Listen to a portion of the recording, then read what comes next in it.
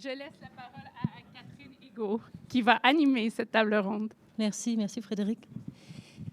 Je vais me présenter pour commencer. Je m'appelle Catherine Higaud. Je suis vice-présidente pour le Québec de l'Association des traducteurs et traductrices littéraires du Canada, ATTLC, qui co-organise cet événement avec l'Association nationale des éditeurs de livres, ANEL, et le Salon du livre de Montréal, SLM. Et ce sera tout ce qu'on aura comme sigle pour la soirée.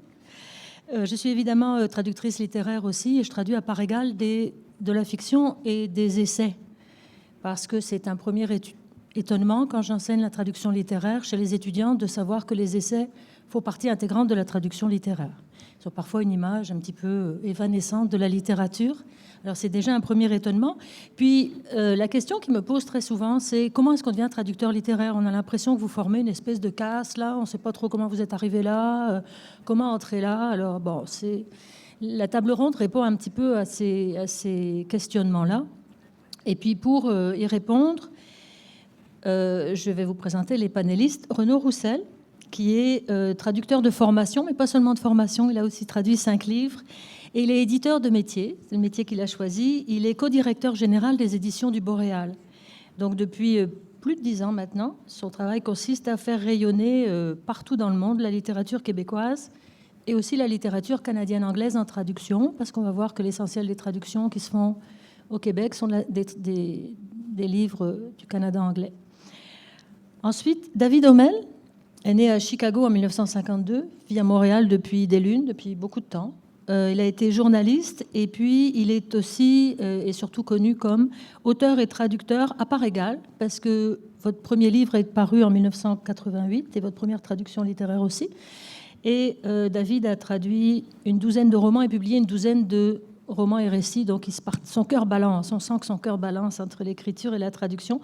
Et il a traduit des auteurs assez méconnus comme Dany Laferrière, Stéphane Baillargeon, Yves Beauchemin et Monique Proulx. Voilà, de jeunes traducteurs à découvrir. Et puis, Émilie Laramé, notre dernière panéliste, est traductrice réviseur à l'Université d'Ottawa et traductrice littéraire. Et dans ce domaine, elle a traduit beaucoup de nouvelles, notamment de Rich Lawson, mais elle a traduit aussi 2 livres, un de Rich Lawson, qui est certainement un de ses auteurs fétiches, et un de Sue J. Sokol. Donc elle représente un petit peu la relève en traduction littéraire, puisqu'elle a à son actif 2 livres. Voilà. Pas de modification, pas de changement dans vos vies. Bon, tout va bien. La première question, je voudrais la poser à Renaud. Renaud, qu'est-ce que ça représente, la traduction dans la production du Boréal? Excellente question, Catherine. Bonjour tout le monde. On vous distingue à peine, mais on sait que vous êtes là. On est un petit peu éblouis. Dans la production du Boréal, Boréal, c'est environ 40 à 45 nouveautés par année. Et en traduction, c'est entre 8 et 10 titres. Vous savez, au Conseil des arts, on peut soumettre jusqu'à 8 titres par année pour obtenir des subventions. En général, on remplit ces 8 cases-là par année au Boréal et s'ajoute de temps à autre 1 ou 2 essais universitaires notamment, et souvent subventionnés par la Fédération des sciences humaines, puisqu'on aura l'occasion d'en parler. Évidemment, les subventions jouent un rôle crucial dans la publication de traduction. Oui. Donc vous êtes parmi les maisons qui publient le plus de traductions? Je pense, oui, parce qu'on peut difficilement publier plus de traductions au Québec, étant donné le contexte des subventions. Ouais. David, vous êtes devenu en même temps, je le disais tout à l'heure, auteur et traducteur littéraire en 88. Alors la question qui brûle les lèvres de tous les étudiants en traduction, c'est comment avez-vous décroché votre premier contrat? Il y a longtemps, je vivais à Toronto. J'ai trouvé un livre d'un auteur, Louis Caron, qui est toujours parmi nous, j'espère bien. Ça s'appelait L'homme étoufflé. Pas l'homme étoufflé, mais comme... Homme étoufflé. Oui. Et puis, c'était une histoire, finalement, de Canadiens français qui ne voulaient pas aller se battre pour la reine. C'était quoi, la Première Guerre? La Deuxième Guerre? Les deux? Les deux, probablement, oui. Les deux, oui. Et en tant que jeune homme qui ne voulait pas se battre contre Ho Chi Minh, le livre m'a attiré. Donc, j'ai proposé à House of Anansi, qui n'était pas House of Anansi aujourd'hui. Et puis, à ma grande surprise, ça a marché. Je pense que j'ai fait un mauvais travail. Erreur de jeunesse. Mais oui, il faut commencer quelque part. Et puis, après ça, j'ai continué, et puis me voilà. Enfin, donc, j'ai vu des vagues depuis le début. Mais vous, Émilie, vous avez suivi la même démarche un petit peu. C'est vous qui avez porté le projet. Oui, pour la première traduction littéraire, c'est moi qui ai porté le projet. En fait, ça a commencé par les traductions de nouvelles que j'ai réussi à faire publier dans des revues parce que j'ai rencontré l'auteur, donc je connaissais l'auteur, puis il m'alimentait en texte. Il m'envoyait ses textes avant même qu'ils soient publiés en anglais. Puis je gardais celles que j'aimais. Je lui demandais évidemment si je pouvais les traduire. Puis je les traduisais au fur et à mesure, mais je ne pouvais pas toutes les envoyer aux maisons d'édition, aux revues pour qu'il y ait des limites au nombre de textes qu'on peut envoyer aux revues à la fois. Et donc, je me disais, j'en ai tellement, puis ça a l'air de bien marcher. Il y a un public pour ce genre de traduction, ce genre de texte. Ben, je vais faire un recueil avec celles que j'ai, puis je vais aller proposer ça à une maison d'édition. Alors, c'est vous qui avez vraiment constitué le recueil? Oui, ce sont toutes des nouvelles que j'ai aimées. Il y en a que j'aimais moins dans les textes qu'ils m'envoyaient, je ne les gardais pas, celles-là. Et j'ai seulement gardé celles que j'aimais. Donc, ce livre-là n'existe pas en anglais? Non, c'est paradoxal. C'est mon recueil. C'est votre recueil. Renaud, c'est une manière d'entrer dans la traduction littéraire. Là, on en a deux un peu différentes. David, il a carrément proposé un livre. Émilie est passée par la relation avec l'auteur, traduire des nouvelles et puis finalement constituer son livre. Comment ça se passe selon votre expérience? Parce que vous aussi, vous appelez des traducteurs quand même. C'est pas toujours les traducteurs qui vont vers vous? Non, c'est même assez rarement les traducteurs qui viennent vers nous, vraiment.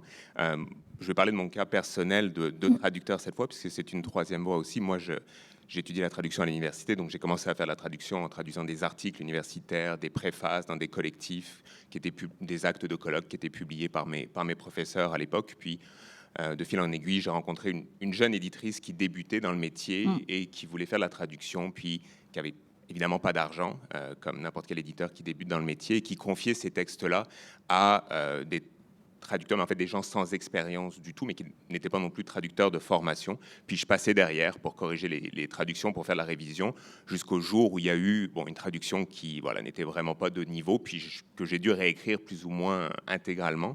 Et là, je lui ai dit, plutôt que je passe derrière, est-ce que tu voudrais pas me confier une traduction? Donc, c'est comme ça que j'ai pu vraiment faire mes armes en traduction littéraire à ce moment-là. On en parlait un petit peu avec Émilie avant de monter sur scène. C'est en forçant un peu le destin, souvent qu'on arrive à avoir un premier contrat. Ensuite, dans une maison d'édition, c'est sûr que les choses sont très différentes parce que nous, on a évidemment un contrat avec l'éditeur de l'œuvre originale qui stipule qu'on doit faire produire une traduction fidèle au texte original. Donc évidemment, on est garant de la qualité de cette œuvre-là en français avant même de choisir le traducteur ou la traductrice. Donc il y a toujours un risque dans le choix d'un traducteur. Et souvent, moi, quand je décide de faire une offre pour un livre, j'ai déjà en tête le traducteur ou la traductrice à qui je vais proposer cette traduction. Parfois, la personne ne peut pas, et donc je suis obligé de revoir un peu ce que j'avais à l'esprit.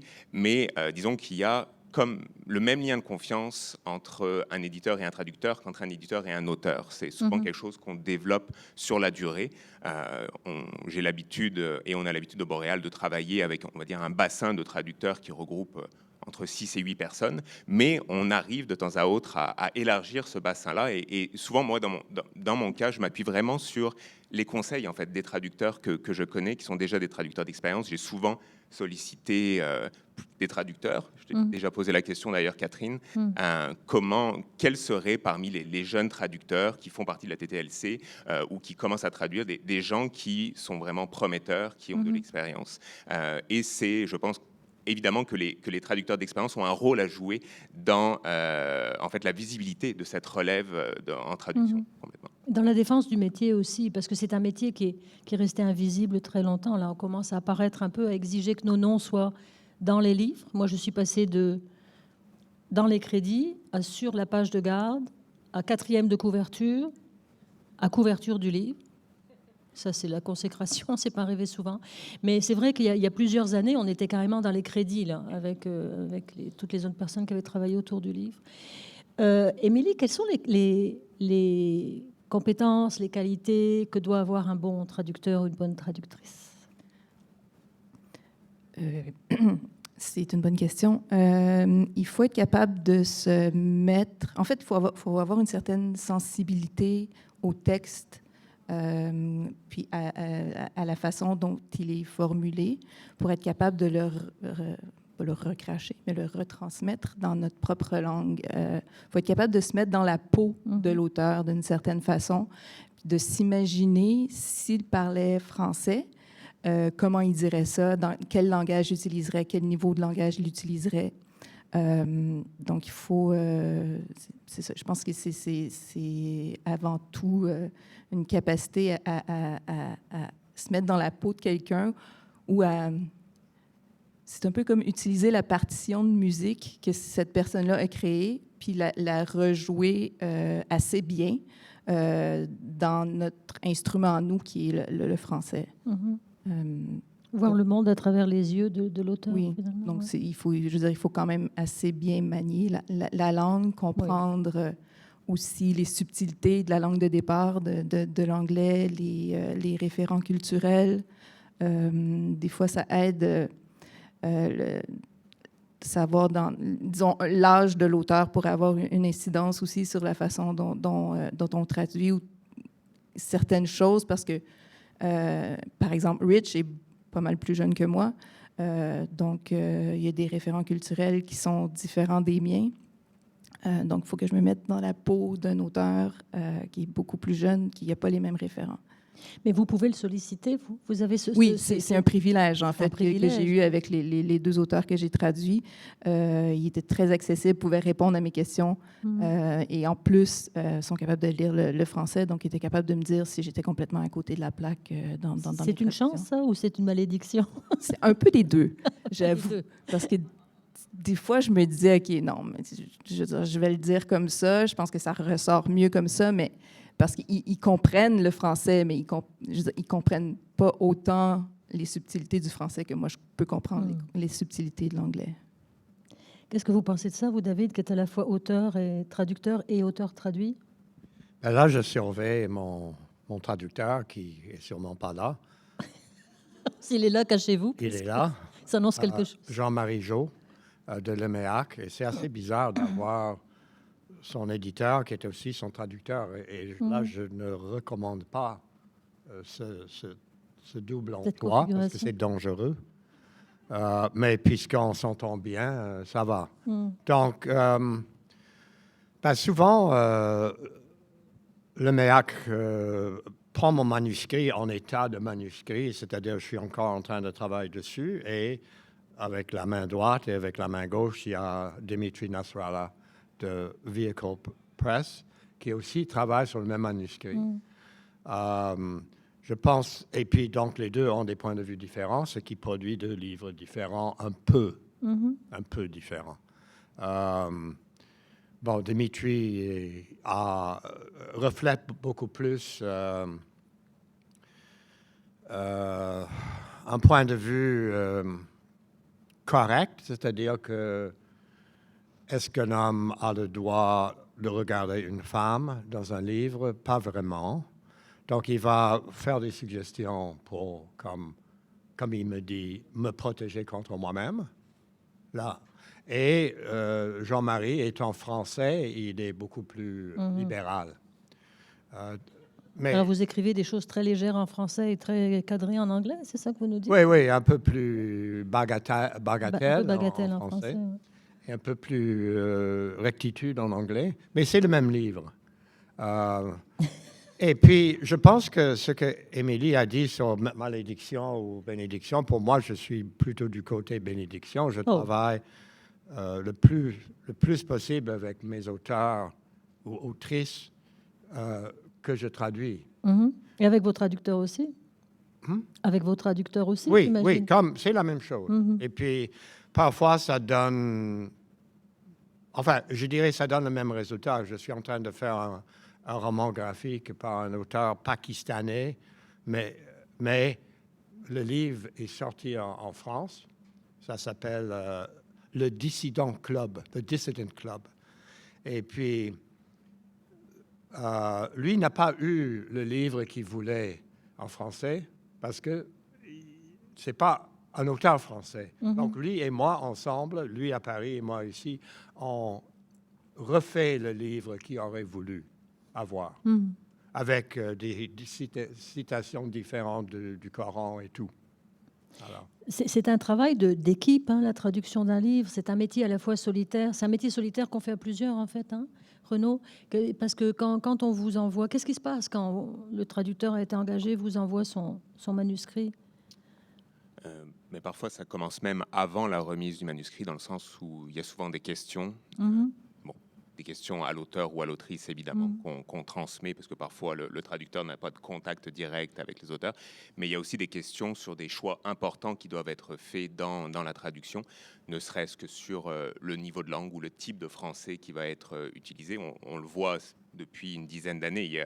On va beaucoup plus vers des traductions qui intègrent le français québécois, ce qui, à mon avis, est une très bonne chose, alors qu'il y a 10 ans, il y avait cette idée d'un français international, qui, à mon avis, est une notion qui n'existe pas, qui était donc un français de France, qui devait être utilisé pour les traductions, même de livres canadiens et même de livres canadiens anglo-québécois. Et donc, ces questions-là doivent être décidées très tôt. Je prends l'exemple d'une série de romans policiers qu'on traduit de Scott Thornley. C'est Éric Fontaine qui traduit ces livres-là. Très tôt, on s'est posé la question, puisqu'évidemment, il y a beaucoup d'oralité, comme dans n'importe quel roman policier, est-ce que ces personnages-là qui vivent dans une ville fictive qui est en fait Hamilton en Ontario, est-ce qu'ils doivent s'exprimer dans un français du 16e arrondissement de Paris ou dans un français plus proche de celui qui est parlé en Ontario? Mais la question a été vite réglée, mais cela a une influence énorme sur le résultat de la traduction, évidemment. Donc, ce que j'aime aussi dans ce lien de confiance qu'il y a entre un éditeur et un traducteur, c'est que voilà, on travaille ensemble au fur et à mesure. Ensuite, une fois que le manuscrit est terminé, ben là, il y a ce qu'on appelle une révision bilingue, une révision comparée. Donc, une personne s'assoit avec les deux textes, le livre original évidemment et la traduction, et fait du ligne à ligne pour comparer les deux textes et pour ajuster, faire des suggestions au traducteur. Il y a souvent après une longue rencontre, hein, c'est parfois une après-midi, plusieurs après-midi, où on va discuter avec les traducteurs des suggestions qui sont faites pour arriver à une sorte de consensus. Et ensuite, comme pour n'importe quel livre, il y a évidemment une mise en page puis une relecture des épreuves. Mais c'est un travail qui implique au moins évidemment 2 personnes, traducteurs et éditeurs, sur une période qui est assez longue, de 6 mois à 1 an finalement. Et parfois, et même de plus en plus, je dirais, dans notre cas, aussi les auteurs, évidemment, qu'on consulte et qui, dans certains cas, puis c'est le cas de David, bien évidemment, lisent le français et donc ont leur propre opinion sur la traduction. C'est en effet un travail collaboratif et c'est extrêmement important pour moi que le traducteur soit mis au centre vraiment de ce travail-là. Et tu mentionnais tout à l'heure le fait qu'on ne mentionnait pas les traducteurs dans les livres. C'est encore le cas malheureusement, souvent plus au Québec, je pense, ou en tout cas très très peu, mais venant d'autres pays, il y a quand même de grands noms de la littérature américaine traduits en France où dans leurs livres, on ne voit absolument pas le nom du traducteur, même pas sur la page titre. Je veux dire, Dans les recensions. Notamment, le traducteur complètement évincé dans un de ses livres publiés en France, ce qui à chaque fois me sidère. Et je pense qu'ici, on voit, là, il y a un gros travail des traducteurs justement pour insister sur la nécessité non seulement de mentionner le traducteur dans le livre, mais aussi de mentionner le traducteur dans toutes les initiatives commerciales que l'éditeur peut faire une fois la traduction publiée. Parce que, à mon avis, le traducteur est le meilleur porte-parole d'un livre. C'est en tout cas la personne qui connaît le mieux le livre après l'auteur, et parfois même mieux que l'auteur ou l'autrice elle-même, parce qu'il y a cette distance dans les que le traducteur peut avoir avec son livre. Donc oui, c'est un travail collaboratif comme tout aspect en fait du travail éditorial, mais qui implique souvent plus de personnes que pour évidemment une relation éditeur-auteur. Parce que c'est un geste d'abandon de la part de l'auteur quand même quand il ne lit pas le français, ou même quand il le lit, parce que c'est pas sa langue maternelle par définition. Il faut qu'il ait très confiance en son éditeur qui vend les droits à la maison de la langue d'arrivée, puis à la maison de la langue d'arrivée. Ce que disait tout à l'heure David, bon, c'était pas très bon. C'est un peu dommage quand même. C'est-à-dire ce livre-là n'aura pas une deuxième chance d'être traduit en français. C'est rare que les livres soient retraduits, n'est-ce pas? Ouais. C'est très rare. Ça arrive quand même. On l'a vu chez nous avec Mordecai Richler, notamment. On a retraduit une bonne partie de son œuvre, notamment parce que c'était dans bien des cas des traductions qui avaient été faites en France à une époque où Internet n'existait pas, donc c'était beaucoup plus difficile de comprendre les références culturelles qui, évidemment, sont extrêmement nombreuses dans les romans de Richler et très montréalaises. Ouais. Donc, il y avait cette nécessité de proposer, bon, j'aime pas trop le terme de fidélité, mais en tout cas, de restituer cette langue propre et cet univers propre à Richler. Et on a eu la chance de pouvoir avoir, encore une fois, le soutien du Conseil des Arts pour proposer ces nouvelles traductions, parce qu'habituellement, ce n'est pas le cas. En effet, quand une traduction est faite et a été subventionnée, ça reste ainsi, et c'est très difficile de pouvoir en proposer une seconde dans notre milieu. Oui. Mais justement, parlons financement, Émilie, parce que ça prend du temps, une traduction littéraire. Ça ne devrait pas être un hobby, c'est un vrai métier. Alors, comment est-ce qu'elles sont financées, vos traductions? J'ai eu des contrats avec les maisons d'édition, donc je pense que c'est une question de subvention. Puis sinon, pour les publications dans les revues, c'est la revue qui paie et l'auteur et le traducteur. C'est pratiquement symbolique comme montant, mais au moins c'est un beau symbole. Mais ça ne devrait pas être un hobby, effectivement, mais c'est un peu comme ça que je la pratique en ce moment parce que j'ai un emploi à temps plein. Donc, les 2 livres qui sont sortis, c'est des livres que j'ai traduits les fins de semaine et les soirs et pendant les vacances. Mais quand même, c'est du temps, ça mérite. C'est du temps, oui, c'est du temps, puis c'est fatigant, oui. Donc, vos traductions, David, ont toujours été financées par le Conseil des Arts. En fait, pouvez-vous présenter un petit peu le programme de... Bon, je peux le faire. Le Conseil des Arts, je pense qu'on connaît. Ça a changé un peu. Avant, c'était un peu comme un buffet à volonté, où on donnait nos projets, on était généralement subventionnés. Okay. Et je pense, du point de vue du Conseil, c'était un peu chaotique. Donc, là, vous pouvez me dire mieux, il y a 4 délais par année. C'est 3 maintenant. Il y a 3. OK. Oui, 3 dates. Donc, ça oblige les éditeurs et les traducteurs. Excusez-moi, je ne vais pas dire triste chaque fois, vous avez compris que c'est des traductrices aussi. J'ai la bénédiction de parler anglais, c'est-à-dire une langue qui n'a pas de genre. Alors, je suis moins... Je sais pas si c'est une bénédiction, oui, mais oui. on pourra avoir cette discussion-là après la table ronde. Oui, on va faire ça. Enchaînons Oui. sur le financement. Alors, donc, ça nous oblige de nous structurer un peu plus, ce qui n'est peut-être pas une mauvaise chose. Et puis, le Conseil des Arts va dire oui ou va dire non. Normalement, dans mon cas, j'ai été chanceux, comme on dit, et puis le Conseil me dit oui, normalement. Sauf une fois où je pense que le Conseil a plutôt dit non à l'éditeur qu'à moi, traducteur. Mais ça, on ne va pas en parler. Parce que c'est ça, les subventions du Conseil des Arts sont données pour un traducteur en particulier. L'éditeur soumet le dossier du livre, et puis il faut aussi qu'il donne le nom du traducteur. Oui, c'est pour donner... On donne la subvention à l'éditeur qui doit le passer à 100% au traducteur. Et puis, pour ce livre-là, selon le contrat préalable entre le traducteur et l'éditeur. C'est ça. Dernièrement, j'ai commencé à traduire, c'est assez bizarre, pour la Grande-Bretagne. Ah. Et puis, là, je ne sais pas comment cet éditeur subventionne les traductions. Je sais que dans le cas des romans graphiques, il y a de l'argent qui vient de la France, le Centre national du livre. Oui. Peut-être il y a ça aussi pour l'éditeur britannique. Donc, je reçois un chèque comme ça, un jour et puis voilà, c'est fait. J'accepte de faire ça pour un taux moins que le Conseil des Arts, parce que ça m'amuse de travailler pour des Britanniques que je ne verrai jamais de ma vie. J'espère que le livre vous amuse aussi. Quand oui. Ça peut être long. Oui, j'ai fait 3 livres pour cet éditeur.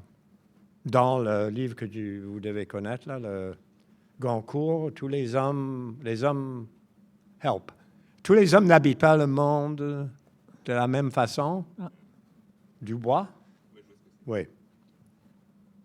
Alors, chez vous, Boréal, c'est essentiellement le Conseil des Arts. Le programme dont vous parliez, les sciences humaines, oui. C'est le PAES, c'est ça? Oui, c'est ça, c'est le PAES. Ben, c'est principalement le Conseil des arts, donc rayonné au Canada, qui se programme 3 fois par année, en effet, où un des critères, c'est aussi les compétences du traducteur. On doit soumettre la biographie du traducteur. L'autre critère, c'est évidemment la solidité de la maison d'édition en tant que telle, et évidemment l'œuvre originale, c'est-à-dire la qualité de l'œuvre originale. Donc, il faut qu'on démontre pourquoi on souhaite traduire ce livre. Est-ce qu'il a gagné des prix? Est-ce que les critiques sont bonnes? Est-ce que l'auteur a une réputation? Et qu'est-ce que la traduction va permettre pour faire rayonner davantage l'œuvre de cet auteur? Donc, c'est des questions qui nous sont posées. C'est vrai que dans l'immense majorité des cas, les projets, s'ils sont bien pensés, sont subventionnés.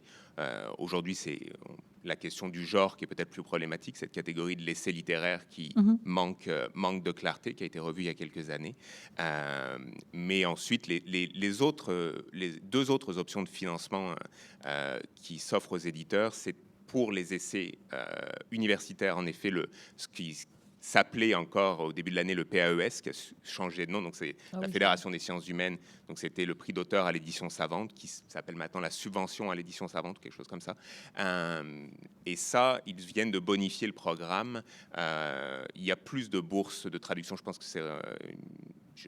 il y en a très peu, là, je crois que c'est 5. C'est 5 ou... quelque chose comme ça, mais qui dont sont... 2 en langue Ouais, le autochtone. programme pour la publication en langue originale, c'est un montant de $8 000 par titre. Et dans le cas de la traduction, ça a été bonifié. Ça peut aller jusqu'à $30 000 maintenant. Avant, c'était 12 500, ce qui est très peu, 12 500 pour financer une traduction d'essais universitaires qui sont généralement très longs, évidemment. Donc, ça, c'est une bonne nouvelle qu'on puisse avoir ces sources de financement-là. Mais ça, c'est encore beaucoup plus long que le Conseil des arts. Ça demande des évaluations de pairs. Après, il y a un jury qui se réunit. Donc, ça prend environ 1 an à partir du moment où on envoie le texte pour évaluation avant d'avoir une réponse. Mais c'est une très bonne chose pour les essais universitaires. Et enfin, il y a le programme de la SODEC pour des textes vraiment là... québécois, d'auteurs québécois, qui vont... la SODEC va financer jusqu'à 75% du coût de la traduction et de la révision linguistique, cette révision bilingue. Donc, évidemment, on va là où c'est le plus intéressant pour l'éditeur et pour le traducteur. Le Conseil des arts, parce que c'est financé à 100%, évidemment. Mais c'est sûr qu'il n'y aurait pas ou très, très peu de traduction ici au Québec sans ces sources de financement-là, c'est évident, parce que les tarifs qui sont offerts aux traducteurs, même s'ils devraient être revus, c'est une autre question, mais ils devraient en effet être revus, sont élevés par rapport aux autres pays du monde, en effet. Je veux dire, c'est sûr qu'en Europe, en France, en Grande-Bretagne, en Allemagne, où les tarifs sont très, très bas, ce n'est pas du tout le même tarif au mot qui est offert. Donc, les traductions coûtent certes moins cher aux éditeurs, mais eux ont moins de sources de financement aussi en France et en Europe pour les financer.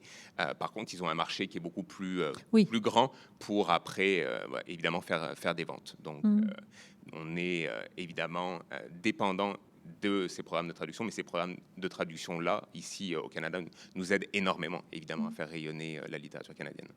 Mais néanmoins, vous avez commencé à parler des tarifs. On peut le dire, c'est une information publique, c'est 18 sous du mot. Oui. Ce que finance le Conseil des arts, c'est 18 sous du mot. Alors, quand on n'est pas en traduction, c'est un peu abstrait, mais en traduction, on compte en mots. Je ne sais pas où en sont les tarifs en traduction pragmatique. Peut-être que vous savez ça mieux que moi. 24, 25. Bon, Rachel, qui est traductrice littéraire aussi, qui connaît les deux mondes, dit 24, 25. Alors...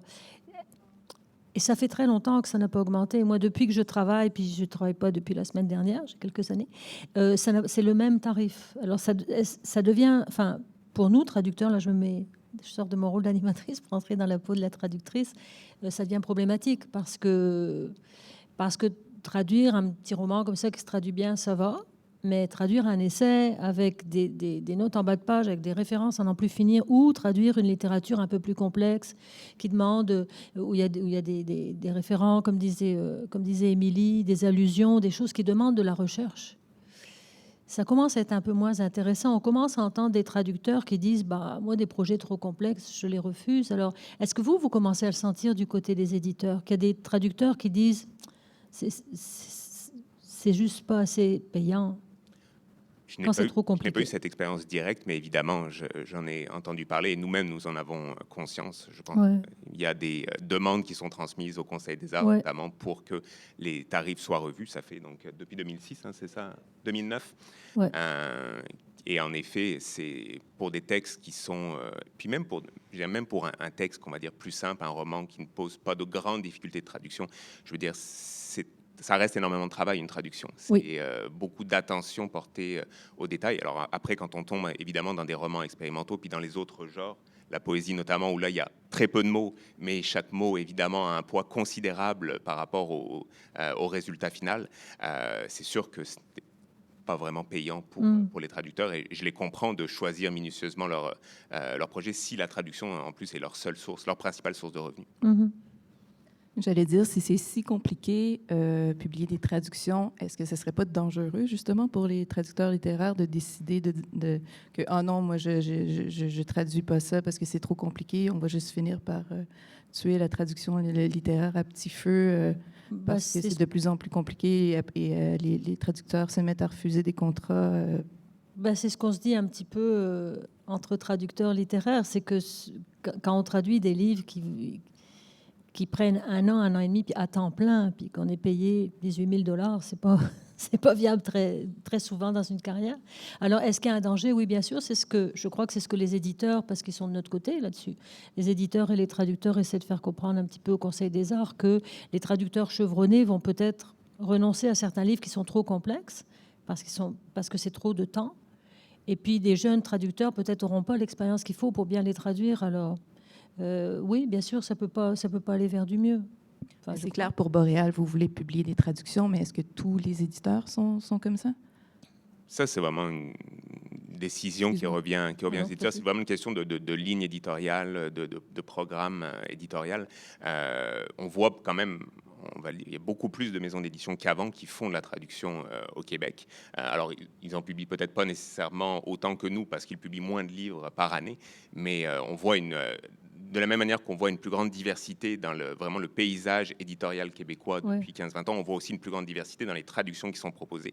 Puis il y a des choix de textes en traduction qui sont faits, qui sont très extrêmement, c'est des choix très, très originaux, parfois même téméraires, mais ça peut payer, ça permet de faire découvrir des auteurs, parfois même des auteurs qui vont être plus connu dans la langue traduite que dans la langue originale. Donc je trouve qu'il y a quelque chose qui est au contraire très très vivant. Du côté, dans l'autre sens, finalement, du côté du Canada anglais, c'est sûr que là, la situation est différente, mais c'est aussi parce que le marché est très différent et extrêmement difficile à ce moment-là. Et on a la chance au Québec d'avoir plusieurs maisons d'édition anglophones qui publient beaucoup de traductions et qui mettent de l'avant la traduction. On a parlé de Vehicle Press notamment. Et c'est très, très important que cette circulation des textes continue à exister dans les deux sens. Donc, évidemment aussi, les auteurs québécois et francophones du Canada continuent à être découverts par les lecteurs anglophones. Ouais. Alors, pour revenir à la question de base, Renaud, si vous voyez un jeune traducteur, une jeune traductrice qui vous apporte un projet, qui lui tient très, très, très à cœur, puis vous lisez le livre, et puis, ah oui, c'est un bon livre, c'est intéressant, qu'est-ce que vous regardez du côté du traducteur? Vous ne le connaissez pas, vous n'a pas été recommandé. Mais d'abord, est-ce que, par exemple, les études, ça compte? Les formations en traduction? Oui, les études, ça compte, évidemment, les études, ça compte. Mais après, c'est sûr qu'en traduction, l'expérience concrète est encore plus importante. Et surtout, ce qu'on va demander, c'est un extrait de la traduction. Ça peut être le premier chapitre, bien évidemment, pour voir ce que le livre va donner. Parce que le risque, évidemment, que va prendre un éditeur, c'est de se retrouver avec une traduction complète qui va demander énormément de travail. Donc, pour de jeunes traducteurs, et jeunes, c'est pas une question d'âge, là, des traducteurs qui vraiment débutent en traduction, qu'ils aient 20 ou 50 ans, ce qui est pour nous important, c'est de pouvoir s'assurer dès le début qu'il va y avoir une constance dans la traduction et voilà, un certain degré de qualité.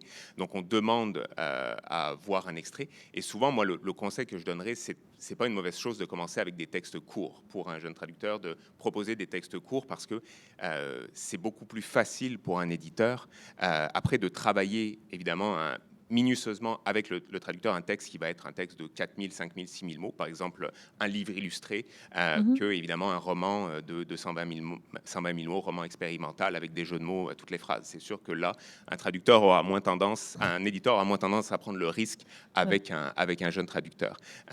Donc après, l'autre question, c'est une question de timing, tout simplement. Parfois, les éditeurs ont leur programme qui est bouclé pour les 2 années à venir. Ça nous est arrivé récemment avec la pandémie. Beaucoup d'auteurs ont profité, entre guillemets, du confinement pour écrire un livre, et donc, qui a été publié en 2021. Et dans un catalogue comme celui du Boréal, où on a évidemment beaucoup d'auteurs qu'on suit depuis 15-20 ans, on a continué évidemment à publier ces textes. Donc, comme on a 8 places par année au Conseil des Arts, en 2021, il y avait un Miriam Tace, un Lisa Moore, un roman de Mordecai Richler qu'on devait faire qu'on aurait dû faire avant la pandémie, mais qu'on a dû décaler. Donc ça, c'est évidemment moins de place pour les jeunes traducteurs. Là, on sent qu'on entre dans une phase post-pandémique à ce niveau-là. Donc, de nouveau, en tout cas, en ce qui nous concerne, il y a un peu de place pour de nouveaux projets de traduction. Mais nous, on veut aussi s'assurer non seulement de pouvoir travailler avec le traducteur dans la durée, mais aussi d'avoir la capacité de suivre l'auteur dans la durée. C'est-à-dire que ce qu'on veut, c'est des auteurs qui publient plus qu'un livre, mais on veut aussi avoir la capacité de le publier pour son 2e, 3e livre, etc., sans avoir à le faire attendre 2 ou 3 ans avant de pouvoir publier la traduction, vu qu'on est limité à 8 titres par année.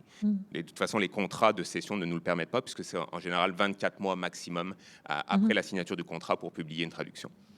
Donc le lien avec l'auteur, comme ce qu'a fait Émilie, par exemple, elle connaissait l'auteur, elle l'a traduit en nouvelles dans des revues. Ça, c'est une bonne carte de visite pour un traducteur, j'imagine. Oui, absolument, absolument. C'est sûr que c'est quelque chose qui aide. Il y a cette sensibilité aussi partagée. Je pense que quand on arrive avec un premier projet notamment, il faut vraiment être capable de défendre ce projet-là et avoir des affinités particulières. Donc après, une relation avec l'auteur, une connaissance de l'auteur, ça aide. Ça ne veut pas dire que ça va ouvrir toutes les portes. Je pense qu'il faut vraiment faire preuve de ténacité, aller voir différentes maisons d'édition, parce que, comme je le disais, un éditeur n'aura peut-être pas de place, tandis que l'autre à côté en aura et va sauter sur l'occasion, n'aura peut-être pas vu. Parce que ce qu'il faut savoir, c'est que en littérature canadienne notamment, puisqu'on publie quasiment exclusivement de la littérature canadienne en traduction au Québec, on est quand même bien au fait de ce qui est publié chaque année en tant qu'éditeur. Hier, il y avait la foire des droits de traduction. On a rencontré de nombreux éditeurs canadiens qui sont déplacés. On les rencontre aussi à Francfort. Pendant le reste de l'année, ils nous envoient leur catalogue, on discute avec des agents. Donc, la production canadienne littéraire, elle nous est connue. Donc, c'est rare qu'un titre nous échappe, mais ça peut arriver. Ça peut arriver. Et quand un jeune traducteur débarque avec un livre qui a un grand potentiel et que personne n'a repéré, c'est sûr que l'éditeur va se jeter dessus s'il a de la place dans son programme éditorial. Puis je pense que ça a mené à ce genre de démarchage des traducteurs a mené à plusieurs belles découvertes au cours des dernières années, vraiment. Est-ce qu'il y a une règle non écrite qui veut que quand un jeune traducteur, parce que c'est un petit peu une inquiétude qu'ils ont, quand un jeune traducteur arrive avec un projet chez un éditeur, est-ce qu'il y a une règle non écrite qui dit que cet éditeur ne devrait pas prendre ce livre-là et le confier à quelqu'un d'autre? Parce que c'est du travail, le dénichage de livres à traduire. Écoutez, il y a des gens, on va dire, plus respectueux que d'autres. C'est sûr, il n'y a aucune règle à ce niveau-là. Moi, personnellement, je ne le ferai pas. C'est-à-dire que je ne confierai pas un texte qui nous est confié à quelqu'un d'autre. Mais c'est sûr qu'il y a bien des cas, notamment des grandes maisons d'édition, où pour les éditeurs, ça n'a aucune importance. Ça reste encore le cas, et notamment dans les grands groupes, par exemple en France, la question du traducteur est évacuée. C'est-à-dire que ce soit un traducteur ou un autre, c'est interchangeable. Ça ne changera rien. Le but, c'est de publier le livre. Je pense qu'on l'a dit, comme il y a ce lien de confiance dans les maisons d'édition québécoises entre les éditeurs et les traducteurs, en tout cas dans les maisons d'édition que je connais bien, à mon avis, les éditeurs ne feraient pas ça. En tout cas, nous, on ne ferait pas ça. C'est important d'avoir cette confiance-là. Et c'est évidemment aussi un lien humain qu'on développe avec le traducteur. Donc, mais il n'y a aucune règle qui nous oblige à continuer avec le traducteur qui nous a apporté le projet. Mais c'est un peu mal vu. Appelez la TTLC si ça vous arrive, on va tirer les oreilles. C'est tout ce qu'on peut faire, il n'y a pas de loi. Oui. Parlant vous disiez que En France, peut-être on a plus tendance à considérer que le traducteur était un peu inerte finalement, que c'était un peu interchangeable. David, vous avez traduit plusieurs fois les mêmes auteurs, notamment Dany Laferrière. Qu'est-ce que ça... D'abord, est-ce que c'est fréquent? Est-ce que c'est la règle que le même traducteur traduise le même auteur? Ou est-ce que c'est un hasard? Et qu'est-ce que ça donne? Et qu'est-ce que ça retire peut-être? Avec Dany, c'était son premier livre, Comment faire l'amour avec un nègre sans se fatiguer. Et puis, c'était à l'époque, la grande époque où la traductrice ou le traducteur était le porte-parole du livre. On disait grandiosement l'ambassadeur, autrice. Bon, c'était un peu trop se donner d'importance, mais on était des scouts, des dépisteurs. Oui. Et puis, avec Dany, c'était simple, le livre est sorti, il y avait du brouhaha, c'était quoi, en 86? 87? 86, 87, je crois, ouais. Et puis, je l'ai rencontré, puis il m'a dit un de ces bons mots dont il a le don. Oh, ça va être facile pour toi. Il vous a séduit. C'est déjà écrit en anglais, il n'y a que les mots qui sont en français. Et finalement, il avait raison. Il voulait faire un roman américain. Et là, c'était un cas de fraternité. Et je pense que nous avons fait, je ne sais pas, 8 livres Oui, ensemble. vous en avez fait plusieurs. Je ne sais plus. Donc, est-ce que vous êtes devenu son traducteur attitré? Ben, il n'y avait pas eu d'autres, à ce que je sache. Mais quand la poussière est retombée un peu, j'ai eu des contacts avec des traducteurs ou traductrices qui m'ont dit respectueusement, est-ce que, à votre avis, je peux prendre tel ou tel livre qui n'est pas encore traduit, comme Le cri des oiseaux fous, que j'ai jamais fait. Ça, c'était chez vous, non? OK. Et puis j'ai dit, ben allez-y. Dany, c'est pas mon... Bon, je l'appelle par son prénom, mais c'est pas ma propriété personnelle. Puis vous pouvez peut-être faire mieux. Donc, mais ça, c'était un cas agréable d'accompagnement. Est-ce qu'à votre connaissance, lui a eu son mot à dire dans le fait qu'il y a un nouveau traducteur? Non, Une autre personne? ces projets n'ont jamais porté fruit. Donc C'est-à-dire,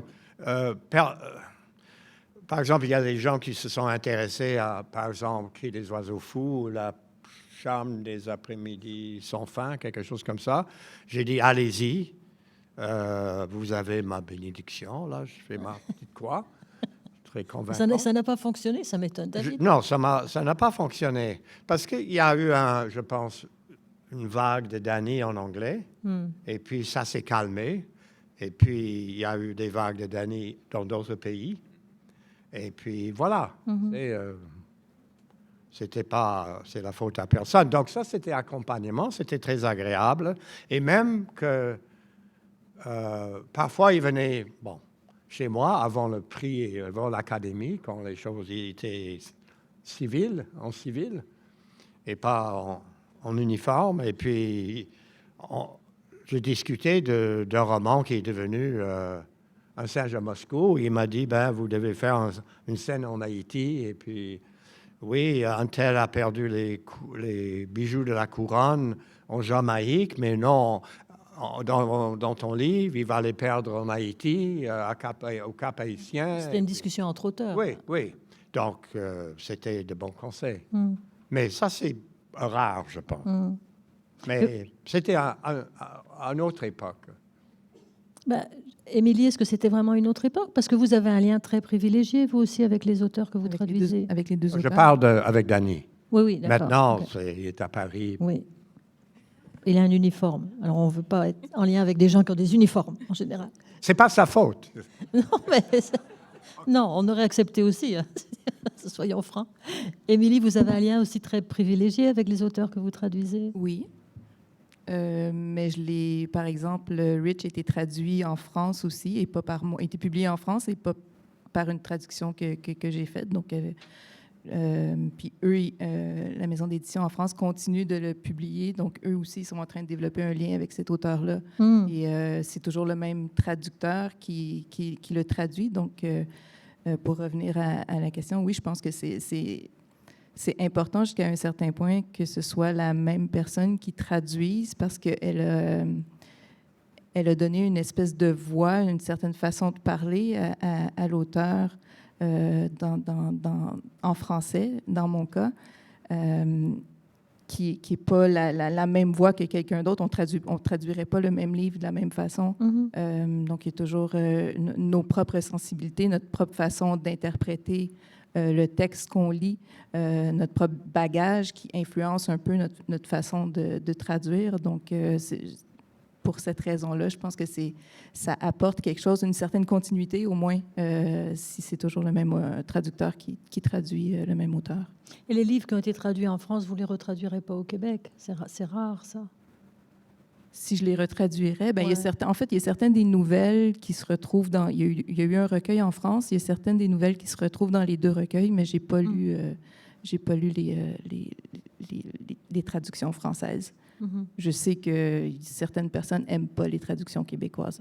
On dit que ça n'avait pas été traduit vraiment en français, les nouvelles de Rich Larson par Émilie Laramée, que c'était en fait du québécois, puis que c'était pas super bien fait. Les mots n'étaient pas en français, comme dirait Dany Laferrière.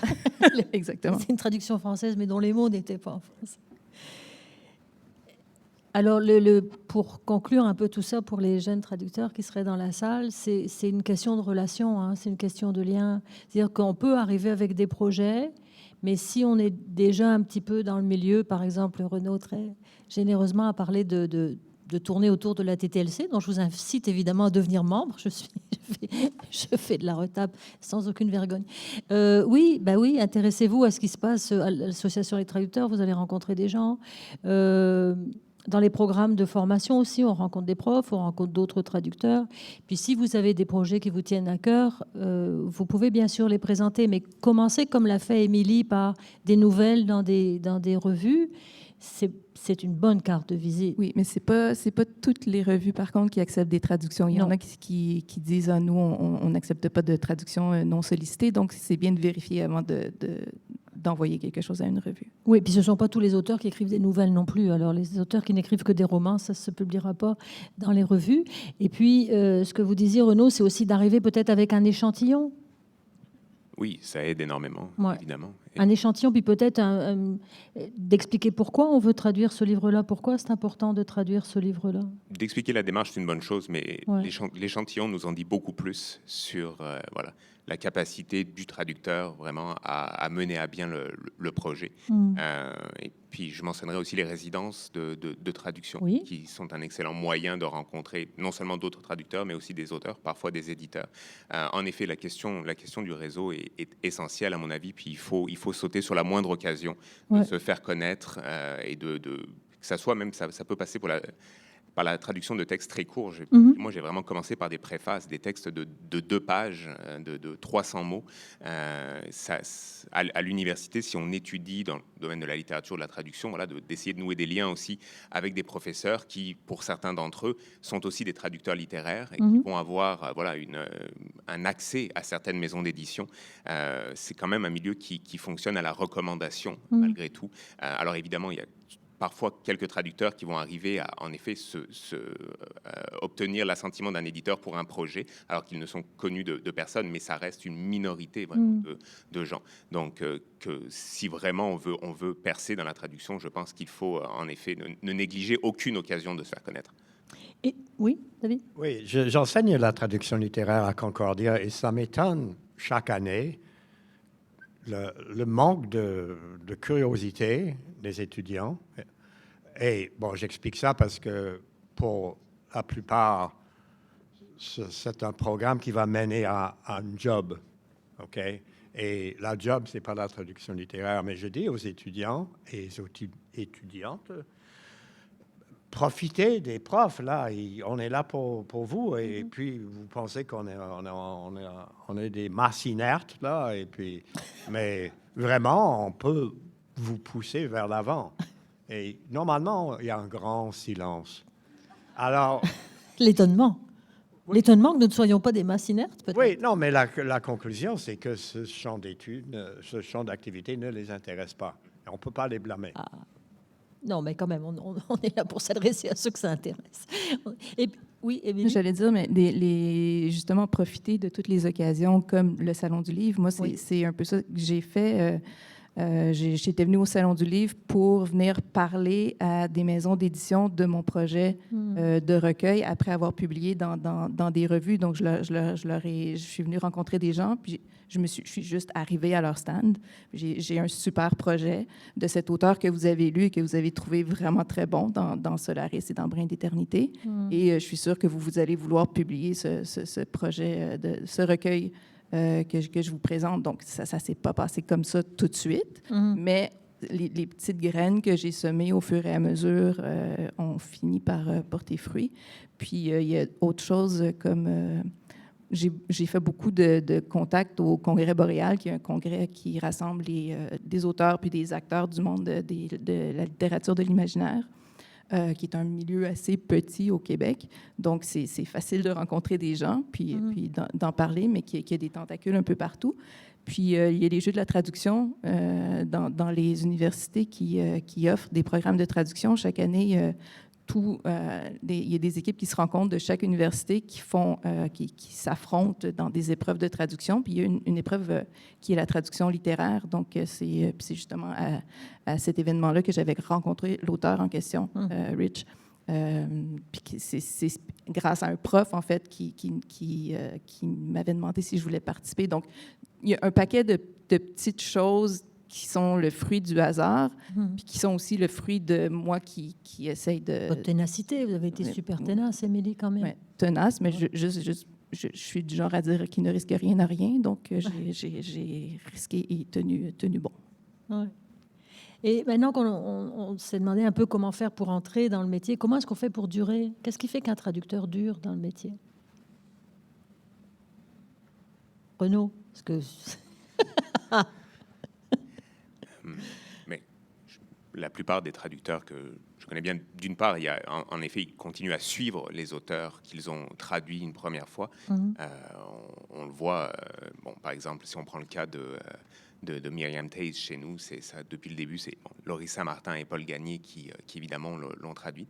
À cela, évidemment, une fois qu'on est entré dans une maison d'édition, souvent, si tout s'est bien passé, c'est très très souvent le cas. Je veux dire, il y a rarement, j'ai rarement vécu de mauvaises expériences de traduction.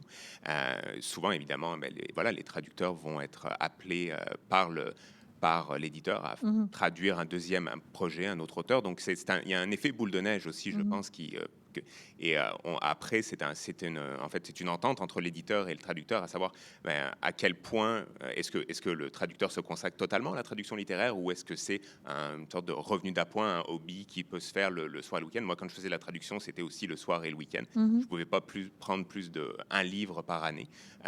Si je pouvais, j'en ferais plus et je ferais juste ça. Voilà, mais vient, je pense, dans la carrière de beaucoup de traducteurs, le moment où peut-être il faut se dire, est-ce que je vais faire de la traduction littéraire à temps plein? Est-ce que j'ai suffisamment maintenant de contacts, de possibilités pour avoir assez de contrats par année pour en faire? Mais je pense que comment on dure, c'est en étant toujours exigeant aussi avec les textes qu'on traduit.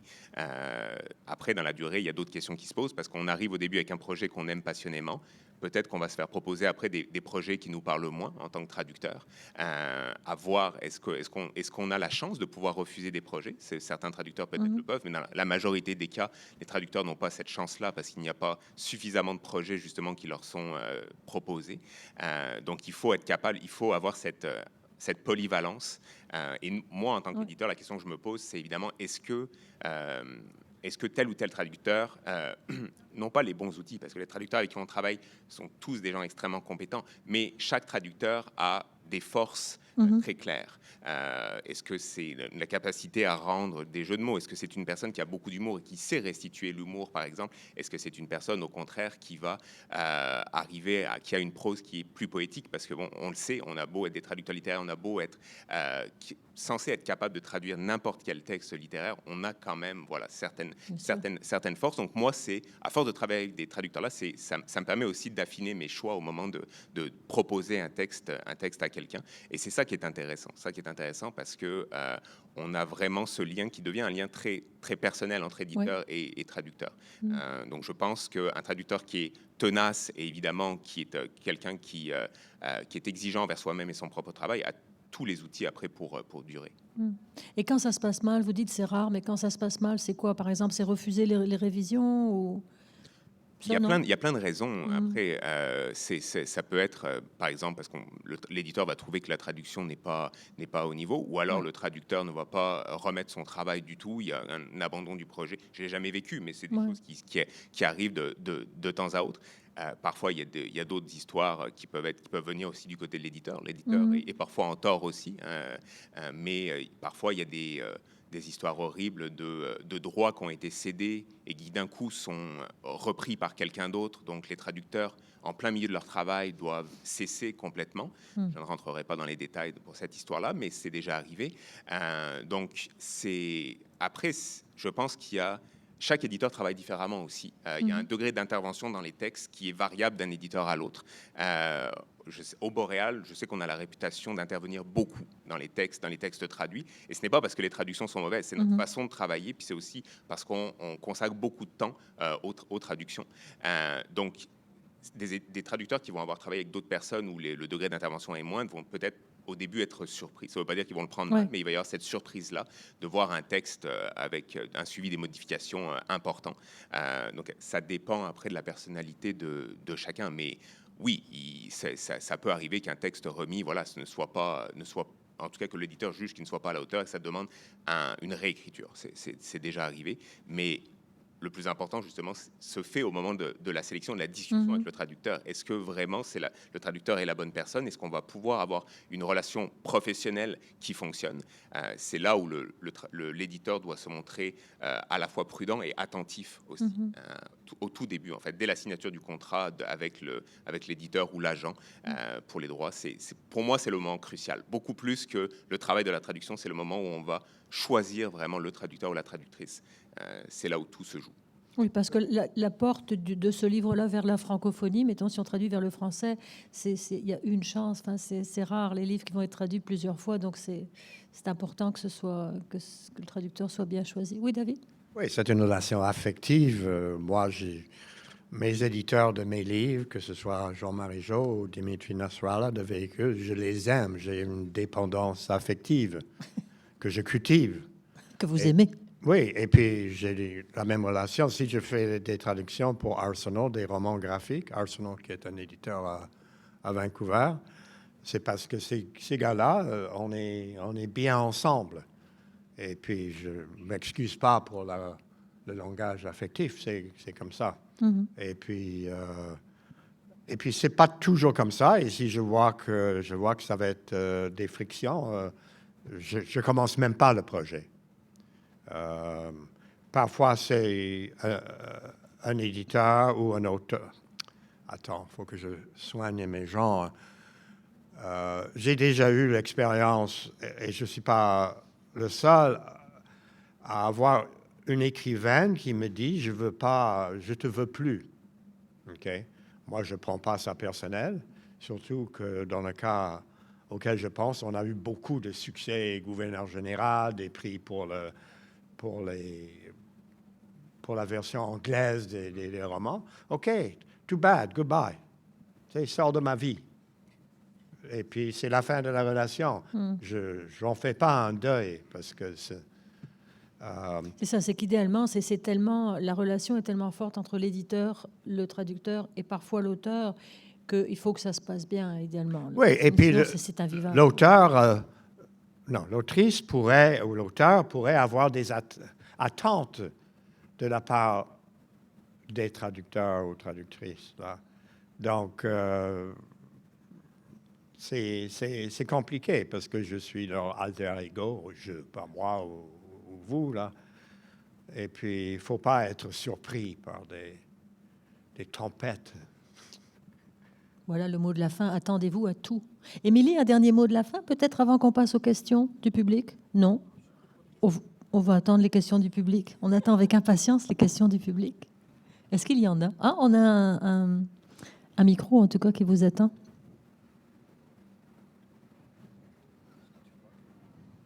Je vois un micro, je vois quelqu'un qui s'approche. Oui, voilà.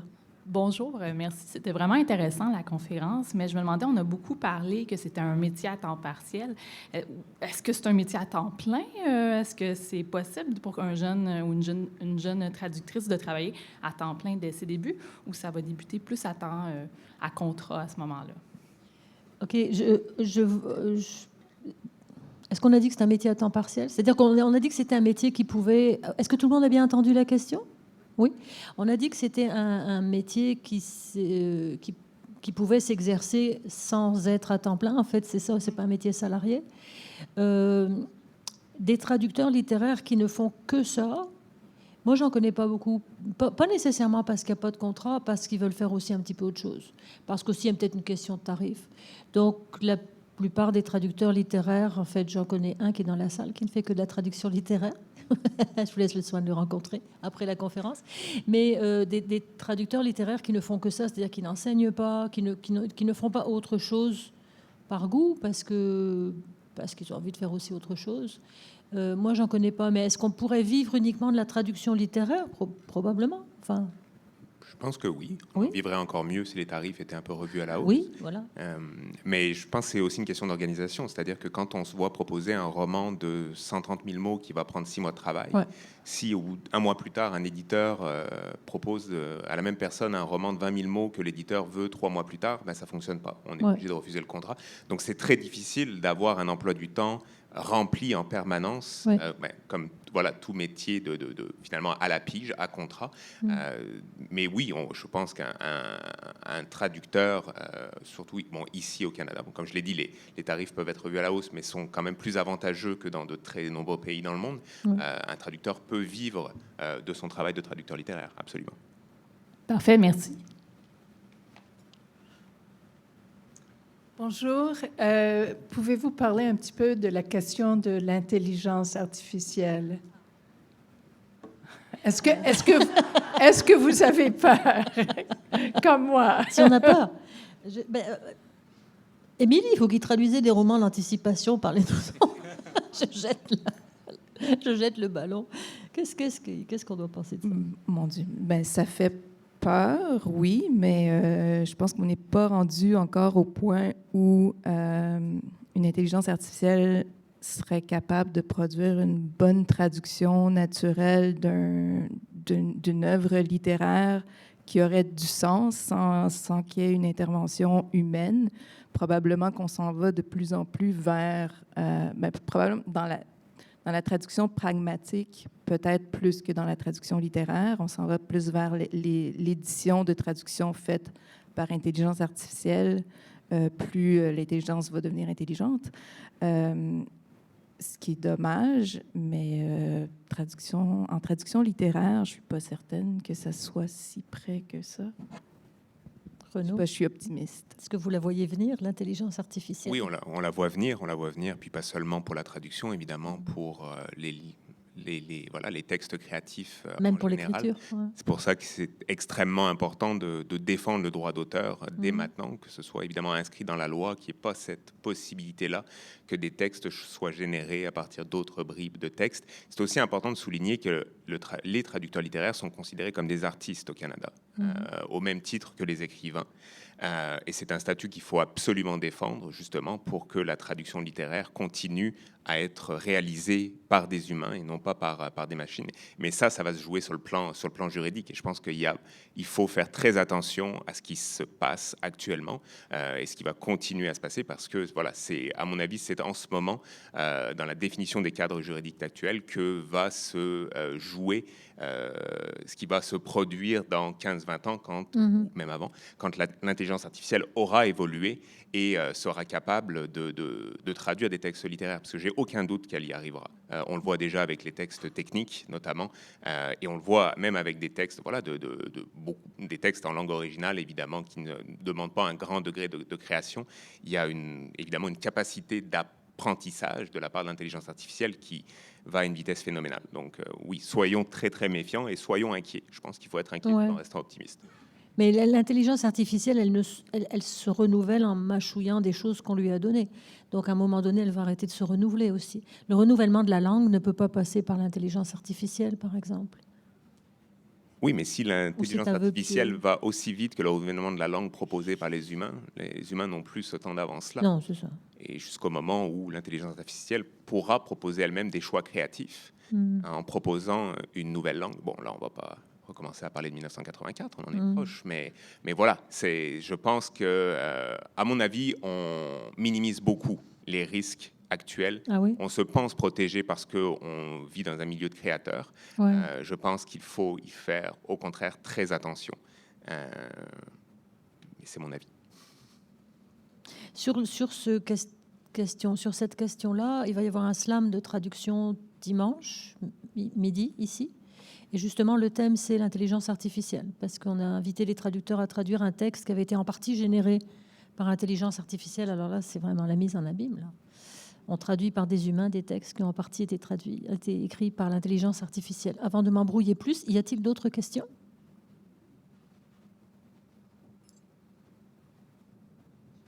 Oui. Bonjour. Je voudrais peut-être juste faire un commentaire sur la question là, de la relation avec l'éditeur, puis la question de la révision, du suivi dont Renaud parlait. Puis la question aussi de la durée dans le métier. Moi, je pense que aussi un facteur important pour les jeunes traducteurs et traductrices, c'est d'être capable de peut-être de faire preuve d'une certaine humilité face à son éditeur ou à son éditrice, s'il y a une bonne relation, évidemment, puis si c'est un bon éditeur. Moi, j'ai eu la chance de travailler sur un livre il y a quelques années dont on m'avait confié la traduction et j'étais complètement hors de ma zone de confort. Et finalement, j'ai eu droit carrément à une classe de maître avec l'éditeur qui a édité mon livre. Et depuis ce temps-là, je n'écris plus de la même façon. C'est un éditeur que Renaud connaît bien. Cela dit, cette capacité-là d'être à l'écoute et de se donner comme un peu un genre de formation continue avec la personne avec qui on travaille, dans le fond, ça souligne un peu la dimension travail d'équipe dont Catherine parlait. Oui, l'humilité, c'est une traduction, c'est une qualité des traducteurs littéraires, je crois. C'est de ne pas être complètement derrière l'auteur, mais c'est pas nous qui écrivons le livre non plus, sinon il faut devenir auteur. Ou alors il faut devenir ambidextre, comme David Hommel, faire les deux métiers en même temps. Est-ce qu'il y a d'autres commentaires ou d'autres questions? Je vois quelqu'un qui se lève et qui s'avance d'un pas déterminé vers le micro. Quel suspense! Oui. Oui, allô? Vous avez beaucoup parlé de la traduction anglais-français, mais je me demandais, mettons, pour les autres langues, si c'est autant compliqué de rentrer dans le métier ou si vous avez des réponses à ça. Oui, ça, je peux répondre au nom de l'Association des traducteurs littéraires. C'est un chantier qui est en cours depuis longtemps parce qu'effectivement, le programme du Conseil des arts du Canada finance la traduction d'une langue officielle dans l'autre langue officielle et d'un livre canadien vers une maison d'édition canadienne. Alors, bon, c'est fait pour rameuter les deux solitudes, là, si je peux dire. C'était ça l'objectif avoué du programme. C'est vrai qu'il y a toutes les autres langues. Les langues autochtones ont un autre programme maintenant du Conseil des arts du Canada, mais pour les langues non autochtones et qui ne sont ni l'anglais ni le français, c'est ça. Nous, à l'association, on est en train de créer un répertoire des aides financières qui pourraient soutenir ces traductions-là. Mais nous comptons sur nos membres aussi pour nous dire comment ils font, sur nos membres qui traduisent de et vers d'autres langues, pour nous dire quelles ressources ils ont. Alors, on fait appel à vous aussi. Excusez-moi, j'ai l'air de regarder au loin, mais on est tellement éblouis. Oui? Mais le Conseil des arts, il ne subventionne pas quand c'est un auteur canadien qui traduit vers une autre langue que le français ou l'anglais? Non, pas ce programme-là, n'est-ce pas? Pas rayonné au Canada. Le principal programme qui nous finance, non, c'est d'une langue officielle à l'autre. Il y a aussi un autre programme qui aide les écrivains canadiens à être publiés à l'étranger dans les langues dans d'autres langues. Oui, c'est ça. Il y a un programme. Oui. Je suis traduit en Croatie, OK? Donc, l'éditeur a eu de l'aide, je ne sais pas 100%, mais Du Conseil des arts. une aide, oui, du Conseil des arts du 50%. Canada. Puis quand on a une maison d'édition, disons, anglaise, britannique ou américaine, et on traduit un livre d'un auteur canadien, on peut être subventionné aussi, je pense. Attendez, quand vous voulez traduire un auteur canadien En anglais, mais traduit par une maison, disons, aux États-Unis, Je pense qu'on peut avoir les subventions quand même. On peut avoir la subvention en tant qu'éditeur étranger, donc qui est une subvention de 50%, si mon souvenir est bon, des frais de traduction. Parce que pour obtenir donc le 100% de subvention, il faut être une maison d'édition canadienne. OK. Et cette subvention, c'est pour l'exportation en fait de la traduction, mais ça ne s'applique pas si le traducteur et si la maison d'édition sont au Canada aussi. Mettons une maison d'édition qui publierait des livres en espagnol au Canada, est-ce qu'elle aurait droit à ça? Pas au 100%, selon moi, là, mais évidemment, ce cas de figure ne s'applique pas du tout à notre situation. Donc, je ne vais pas creuser la question, mais il ne me semble pas. Il me semble que c'est vraiment la question des 2 langues officielles pour obtenir le... Pour le Canada, et le reste, c'est pour l'exportation. Ouais. Ça, ce sont les éditeurs qui demandent ces subventions-là. C'est jamais le traducteur. Ah oui, ce sont les éditeurs. Ce sont les éditeurs, c'est ça, c'est une chose qu'on n'a pas précisée. Ce sont les éditeurs qui demandent le financement. C'est pas au traducteur à trouver le financement, ni non plus à l'auteur. C'est une question qu'on nous pose souvent. Oui. Oui, bonjour. Si on est une maison d'édition basée au Canada, nos auteurs sont francophones, mais étrangers. Est-ce qu'ils peuvent bénéficier de la subvention pour être traduits en anglais? Non, la condition, c'est vraiment que les auteurs soient de citoyenneté canadienne ou résidents permanents du Canada.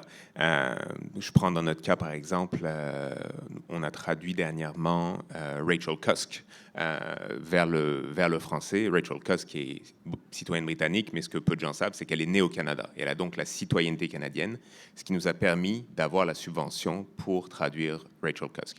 À l'inverse, on a publié, il y a 3 livres de Jonathan Franzen, par exemple, donc américain à 100%. Pour ces traductions-là, il n'y avait aucune aide de la part du Conseil des arts. Donc la condition, c'est vraiment que ce soit des auteurs citoyens canadiens ou résidents permanents publiés dans la langue traduite par un éditeur canadien. Après, ils peuvent être publiés en langue originale dans n'importe quelle maison d'édition du monde. Ça n'a aucune importance, mais il faut que leur citoyenneté soit canadienne ou résident permanent. Il pourrait être traduit, avoir été publié en langue originale n'importe où dans le monde?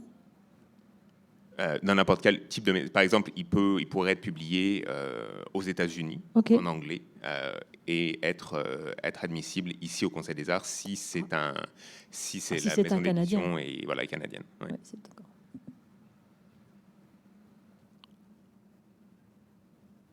D'autres questions ou remarques? Vous avez parlé un peu de la nécessité de former des liens dans le métier de traduction. Donc, je voulais juste demander si vous avez des conseils pour le réseautage. Des conseils pour le réseautage, pour nouer des liens, être ici, c'est déjà très bien. Aujourd'hui, je pense que faire partie... Bon, la TTLC est quand même très, très dynamique aussi, donc assister aux événements de la TTLC, regarder, comme j'ai dit, regarder les résidences qui sont offertes aux traducteurs. Il y a différents types de résidences pour des traducteurs débutants ou expérimentés. Aller vraiment participer à la vie littéraire, en fait. Aller dans les lancements des revues, aller dans les lancements de livres de traduction, aller rencontrer les gens. Servez-vous aussi de votre formation universitaire. David l'a mentionné. Moi, je serais nulle part dans l'édition sans les liens que j'ai noués avec des professeurs à l'université. J'aurais jamais fait de traduction. Je serais jamais devenu éditeur aux éditions du Boréal sans mes liens avec mes professeurs à l'université. Beaucoup de professeurs ont des liens avec des maisons d'édition. Ça peut commencer par là. Les revues aussi, les revues littéraires sont vraiment un excellent point d'entrée. Puis, il y en a de plus en plus malgré tout, propose des textes en traduction. Donc voilà, il faut vraiment garder l'œil ouvert le plus possible. Et je pense qu'on est dans un milieu qui est de plus en plus dynamique à ce niveau-là, au niveau des rencontres, des initiatives, des événements littéraires. On profite du dynamisme de la littérature québécoise en général actuellement. Et je pense que du côté des éditeurs québécois, en tout cas, l'intérêt pour la traduction de l'anglais vers le français ne se dément pas. Il y a quand même beaucoup de titres chaque année qui sont publiés en traduction, ce qui veut dire qu'il y a de la place aussi pour de nouveaux traducteurs. À la TTLC, par exemple, on offre des programmes de mentorat, c'est-à-dire qu'on met en lien un traducteur de la relève avec un mentor pour un projet précis. Ça, c'est le genre de choses qu'on fait. C'est en collaboration avec la QWF, la Quebec Writers Federation. Donc, c'est une année de l'anglais vers le français, l'année suivante dans le sens inverse. C'est en alternance. Et puis, on offre aussi des résidences en traduction littéraire, une à Québec et une dans les Maritimes. Alors, on n'est pas une association multinationale, grosse association, mais on a quand même beaucoup d'activités. Puis, on fait des fêtes aussi. Alors là, on rencontre des gens. Et puis des lectures, puis des choses comme ça. Ouais. Je sais, il y a un mentorat qui est offert par le Quebec Writers Federation.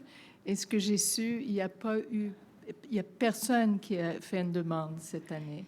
Cette année, oui, on n'a pas eu de dossier. C'est effrayant. C'est dommage. Ouais, c'est dommage. Pourtant, on a publicisé on est en réflexion là-dessus pour savoir pourquoi, parce qu'on l'a publicisé dans nos propres réseaux, dans les universités. On se demande pourquoi. Peut-être les jeunes traducteurs sont trop timides ou je sais pas. On a eu des propositions pour mentorer les gens. Moi j'ai fait la demande pour mentorer, mais il n'y a personne qui voulait être mentoré. Qui voulait être C'est ça. pas des mentors, mais des mentorés. Ouais. Ah, OK. C'est triste. Oui, c'est triste, c'est dommage parce que c'est un programme qui dure quand même depuis quelques années, puis on aimerait qu'il prenne plus d'ampleur, mais ça viendra. Il y a un autre programme qui mérite d'être mentionné, si vous aimez les montagnes, c'est les résidences à Banff. Ça n'existe plus. Ça n'existe plus? Non. Ah, je suis tellement au courant de ce qui se passe. Ben oui, voilà. C'est la pandémie, David. Non, ça n'existe plus depuis 2019, je crois que ça a été la dernière année. Ouais, ça a été démantelé. C'est dommage, ça c'était un gros programme de résidence en traduction littéraire, mais ben voilà, on ira pleurer dans notre Cosmopolitan tout à l'heure parce que ça n'existe plus. Est-ce qu'il y a d'autres questions?